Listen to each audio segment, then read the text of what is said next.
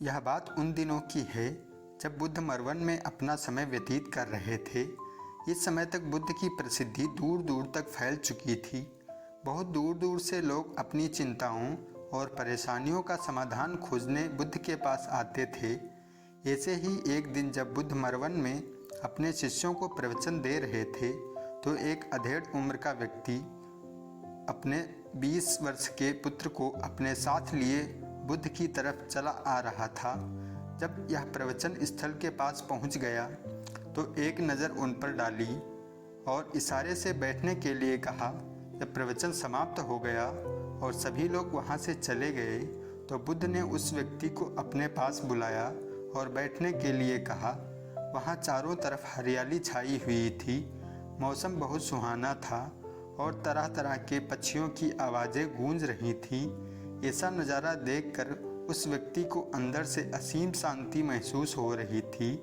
इसके बाद बुद्ध ने उस व्यक्ति से आने का कारण पूछा तो इस पर व्यक्ति ने कहा, तथागत, मैं 2 दिन की लंबी यात्रा करके अपने पुत्र को आपसे मिलवाने लाया हूँ।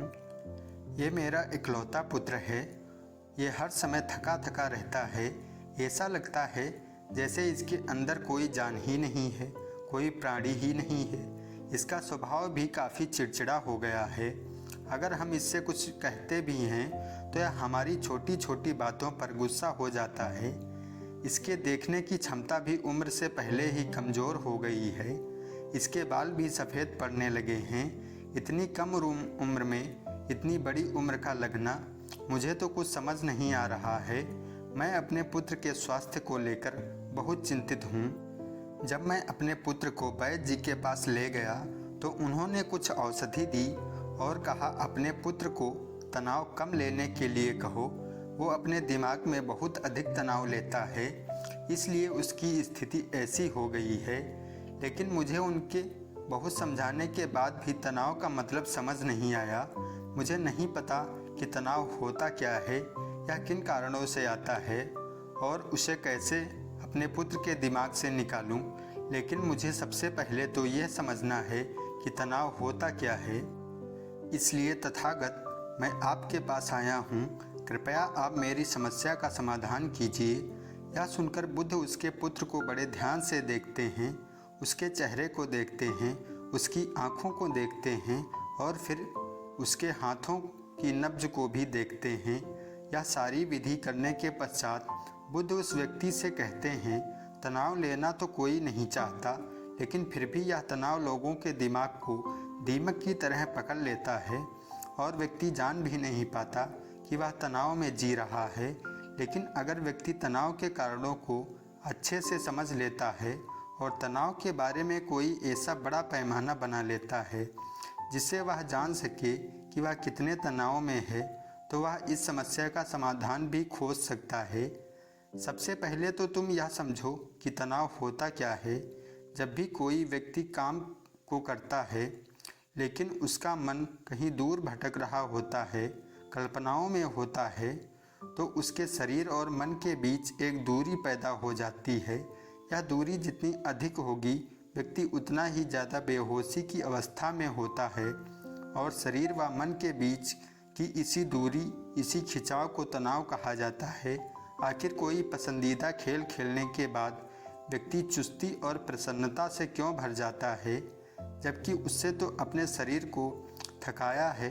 लेकिन समझने वाली बात यह है कि खेलते समय मन और शरीर एक साथ पूरी तरह से उस खेल में केंद्रित होते हैं, जिससे शरीर और मन के बीच की दूरी पैदा नहीं होती और कोई तनाव पैदा नहीं होता। और अगर दिमाग में कोई तनाव था तो वो भी दूर हो जाता है। लेकिन इसके विपरीत जब हम कोई ऐसा काम करते हैं जो हमें पसंद नहीं होता तो हमारा शरीर तो उस काम को कर रहा होता है, लेकिन हमारा मन कहीं दूर कल्पनाओं में भटक रहा होता है, जिससे शरीर और मन के बीच एक दूरी पैदा हो गई और तनाव ने जन्म ले लिया। इसीलिए व्यक्ति को एक समय पर सिर्फ एक ही काम करते रहना चाहिए और अपने तन और मन की सारी शक्ति उसी एक काम पर लगा देनी चाहिए, जिससे व्यक्ति के अंदर तनाव पैदा ही ना हो। इसके बाद बुद्ध ने कहा, तनाव पैदा होने के मुख्य 8 कारण हैं और जिसने इन कारणों को समझ लिया वो जीवन भर तनाव मुक्त रह सकता है। मुख्य कारणों में सबसे पहला कारण है अति महत्वाकांक्षी होना।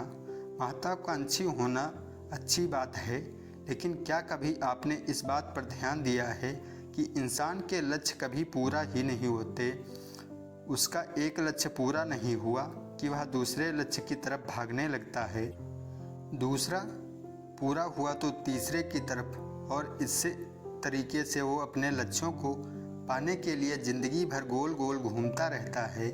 इसीलिए जो व्यक्ति अति महत्वाकांक्षी होता है, जिसने बड़े बड़े लक्ष्य बनाए होते हैं, वह वर्तमान में कभी रह ही नहीं पाता।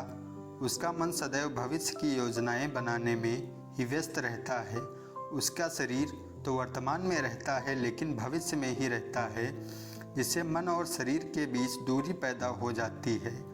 वह तनाव भरी जिंदगी जीने लगता है।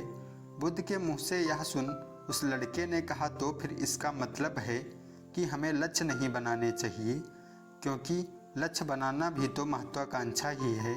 इस पर बुद्ध ने कहा, जीवन में लक्ष्य बनाना कोई गलत बात नहीं है, लेकिन समस्या तब उत्पन्न होती है जब वो अपना पूरा ध्यान उस लक्ष्य से मिलने वाले परिणाम पर ही लगा देते हैं और उसके परिणाम की चिंता करते हैं।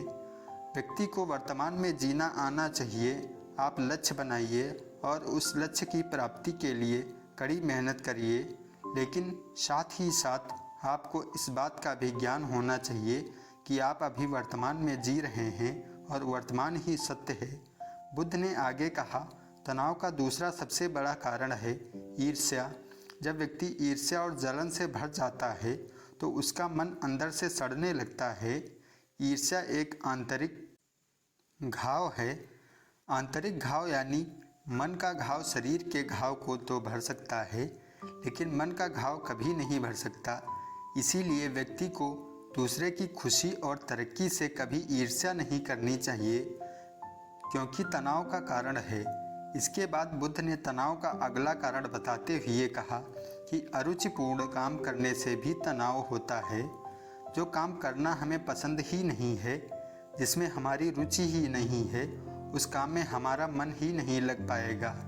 हमारा शरीर तो वहीं बैठा रहेगा, लेकिन हमारा मन कल्पनाओं की उड़ान भरेगा, जिससे शरीर और मन के बीच दूरी पैदा हो जाती है और व्यक्ति तनावग्रस्त हो जाता है।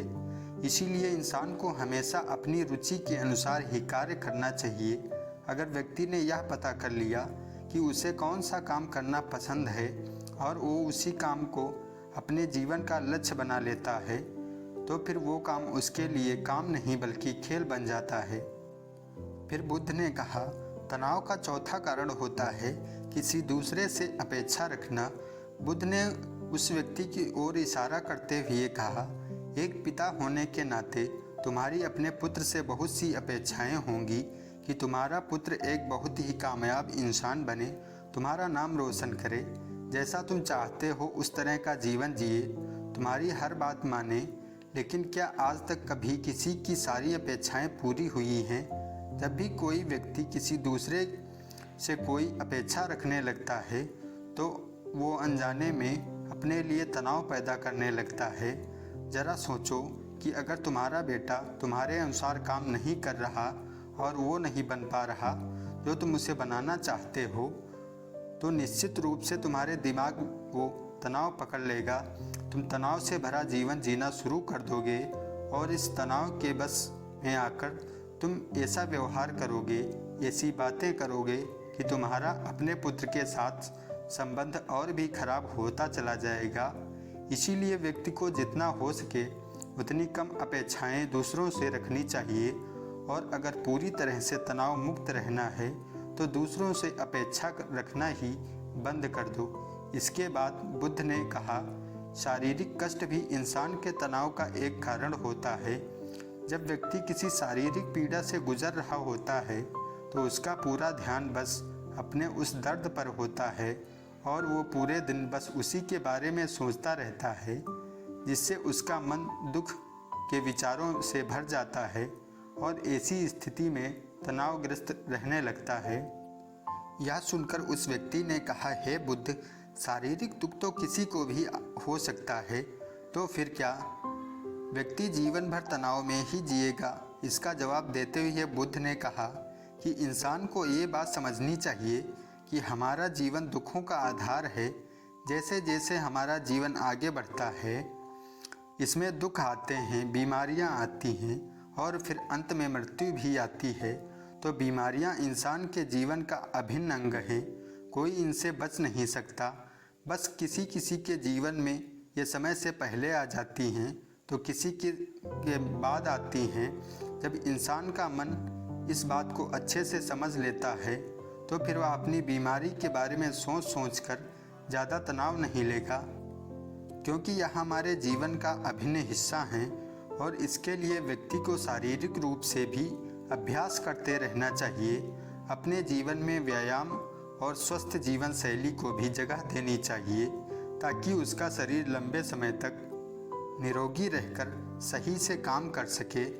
तनाव का अगला कारण होता है अपनी योजनाओं को समझने के लिए समय न देना।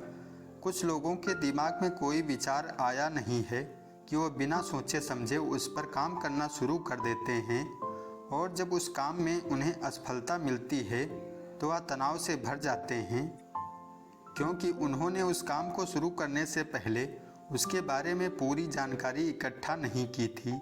इंसान को भी काम शुरू करने से पहले उसके अच्छे और बुरे परिणामों के बारे में ठीक से सोच विचार कर लेना चाहिए। इंसान को इस बारे में भी सोच लेना चाहिए कि अगर ये योजना सफल नहीं हुई तो फिर इसके बाद मैं क्या करूँगा। इसलिए व्यक्ति को अपनी योजनाओं को ठीक से समझने के लिए पूरा समय देना चाहिए, ताकि बाद में उस योजना की वजह से तनाव पैदा ना हो। तनाव का 7वां सबसे बड़ा कारण होता है टाल मटोल करना, आज के काम को कल पर टालना। आप लोगों ने ये कहावत तो सुनी होगी कि आलसी इंसान के शरीर का सबसे बड़ा शत्रु इंसान है। इंसान आलस्य की वजह से आज के काम को कल पर टाल देता है और फिर काम को टालना उसकी आदत बन जाती है। काम को कल पर टालने वाले व्यक्ति का काम कभी भी समय पर पूरा नहीं हो पाता। अगर किसी तरह से पूरा हो भी जाता है तो वह उतना अच्छा नहीं हो पाता जितना अच्छा उसे किया जा सकता था, और फिर यह बात व्यक्ति के अंदर तनाव पैदा करती है। लेकिन काम को टालना या काम को एकदम अंत समय तक करना एक आदत है, इसीलिए व्यक्ति ना चाहते हुए भी बार बार अपनी इस आदत का शिकार बन जाता है और काम को टालता रहता है। और फिर जब काम की समय सीमा पास आ जाती है तो वह तनाव से भरकर काम को पूरा करने का प्रयास करता है। इसीलिए तनाव मुक्त रहने के लिए व्यक्ति को काम को टालने की आदत छोड़नी पड़ेगी, और यह तभी संभव है जब व्यक्ति काम को समय से पहले खत्म करने का निश्चय करे। सबसे आखिरी और सबसे प्रमुख कारण तो तनाव का होता है, वो है ज़्यादा सोचना। लगातार सोचते रहना भी एक बीमारी है, और यह उस व्यक्ति में सबसे ज़्यादा पाई जाती है जो कल्पोल कल्पनाएं करता है, जो अतीत की घटनाओं और भविष्य की बातों के बारे में सोचता रहता है, जो बेवजह के अनुमान लगाता रहता है। इसीलिए व्यक्ति को ज़्यादा सोचने की आदत पर लगाम लगाना चाहिए। इसके लिए जितना हो सके खुद को काम में व्यस्त रखना चाहिए, और हर दिन ध्यान का अभ्यास करने को अपने जीवन का हिस्सा बना लेना चाहिए। बुद्ध के मुँह से यह सारी बातें सुनकर उस व्यक्ति ने हाथ जोड़कर कहा, बुद्ध, मेरा पुत्र तो अभी मात्र 20 वर्ष का ही है और उसमें अभी इतनी समझ भी नहीं है कि यह आपकी बताई सारी बातें एक साथ पालन कर सके। आप कृपया करके तनाव मुक्त रहने का कोई आसान सा तरीका बता दें, जिससे मेरा बेटा उसका अनुसरण भी कर सके और तनाव मुक्त भी रह सके। उस व्यक्ति की यह प्रार्थना सुन बुद्ध ने कुछ सोचते हुए जवाब दिया, अगर तुम इतनी सारी बातों का पालन नहीं कर सकते तो इसके लिए एक बहुत ही आसान विधि है। तुम एक बार में एक काम को करने पर ध्यान लगाओ। जो भी काम कर रहे हो उस समय सिर्फ उसी काम को करो, सिर्फ उसी पर ही अपना पूरा ध्यान लगाओ। अगर तुम्हारा मन इधर उधर भटक जाता है तो जैसे ही तुम्हें याद आए उसे वापस फिर उसी काम में लगा दो। ये सबसे आसान और अच्छा तरीका है तनाव मुक्त रहने का। जब तुम भोजन करो तो उस समय सिर्फ भोजन ही करो, उसके पूरे स्वाद का आनंद लो, उसी अनुभव करो। जब चलो तो अपना पूरा ध्यान सिर्फ चलने पर लगा दो। इससे तुम्हारा मन और तुम्हारा शरीर दोनों एक जगह पर केंद्रित रहेंगे, दोनों के बीच दूरी पैदा नहीं होगी, जो कि तनाव का मुख्य कारण होती है। दोस्तों, आज युवा पीढ़ी एक ही समय पर 2-2, 3-3 काम करने की आदत हो चुकी है, जैसे कि फ़ोन पर बातें करते हुए गाड़ी चलाना, खाना खाते हुए टीवी देखना, ये फ़ोन चलाना। और उनकी शिकायत रहती है कि मैं तनाव में जी रहा हूँ, मेरा मन शांत नहीं रहता, मैं चिड़चिड़ा सा हो गया हूँ। जब कोई व्यक्ति एक ही समय पर 3-3 काम करेगा तो तनाव पैदा होना तो स्वाभाविक है, क्योंकि दिमाग तो एक समय पर पूरा ध्यान लगाकर सिर्फ एक ही काम कर सकता है। पूर्ण रूप से एक ही समय पर 2 कामों पर ध्यान कभी नहीं लग सकता। इसीलिए जहाँ तक संभव हो सके एक समय पर एक ही काम को करने का प्रयास करें, वो भी पूरे ध्यान के साथ। दोस्तों, आशा करता हूँ कि आपको इस कहानी से काफ़ी कुछ सीखने को मिला होगा। धन्यवाद।